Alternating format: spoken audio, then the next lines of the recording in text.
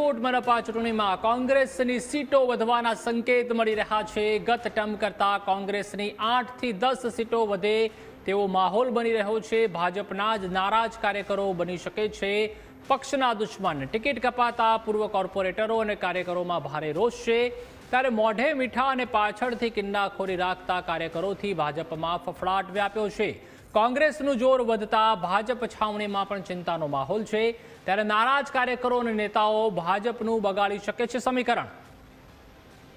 વધુ માહિતી માટે સંવાદદાતા ઋષિ જોડાઈ ચૂક્યા છે। ઋષિ, જે રીતે સ્થાનિક સ્વરાજ્યનો જે જંગ છે તે બરાબરનો જામ્યો છે, છેલ્લી ઘડી સુધી પક્ષ પલટાની ઘટનાઓ પણ સામે આવી રહી છે। જે રીતે આપે જણાવ્યું કે રાજકોટની આ વખતેની સીટોમાં 8 થી 10 સીટોનો વધારો થઈ શકે છે, કારણ કે જે પૂર્વ કોર્પોરેટરો છે તે ભાજપ સામે જ પડ્યા છે, કારણ કે તેમની ટિકિટો આ વખતે કાપવામાં આવી છે અને તે જે વિપક્ષ છે તેમને ફાયદો અંદર ખાને પહોંચાડી શકે છે। હાલ શું અપડેટ મળી રહ્યા છે?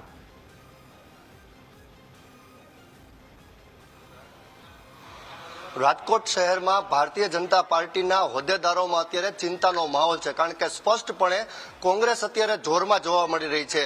વોર્ડ વાઇઝ વાત કરવામાં આવે તો 18 વોર્ડની ટોટલ 72 બેઠક છે। 72 માંથી ગત ટર્મની વાત કરવામાં આવે તો 4 બેઠક કોંગ્રેસ પાસે હતી અને 59 બેઠક ભાજપ પાસે હતી, પરંતુ અત્યારના જે સ્થાનિક સમીકરણો છે તે સમીકરણો એવા છે કે ભાજપમાં જે ટિકિટો જેની કપાણી તે નારાજ પૂર્વ કોર્પોરેટરો અને સાથે નારાજ કાર્યકરો અત્યારે મોઢે મીઠા અને અંદરથી દુશ્મનાવટ જેને ભારતીય જનતા પાર્ટી પાસે કરી લેવાનું મન મનાવી લીધું હોય તે પ્રકારનો માહોલ છે। એટલે કે સ્પષ્ટપણે ક્રોસ વોટિંગ થવાની આ ચૂંટણીમાં પૂરેપૂરી શક્યતા છે।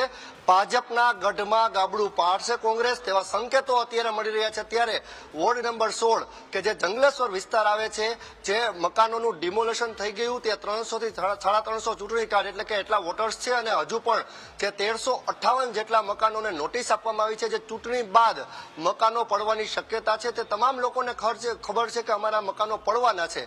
તેના 2600 જેટલા વોટર્સ છે, એટલે કે સ્પષ્ટપણે 3000 જેટલા તો એટલા મતદારો છે। ગત વર્ષની વાત કરવામાં આવે તો આ 16 નંબર વોર્ડમાં જ જે અત્યારે જેને ટિકિટ આપવામાં આવી છે તે મહિલા કોર્પોરેટર માત્ર 11 મતથી જીત્યા હતા અને ઓછી સરસાઈથી પેનલ જીતી હતી।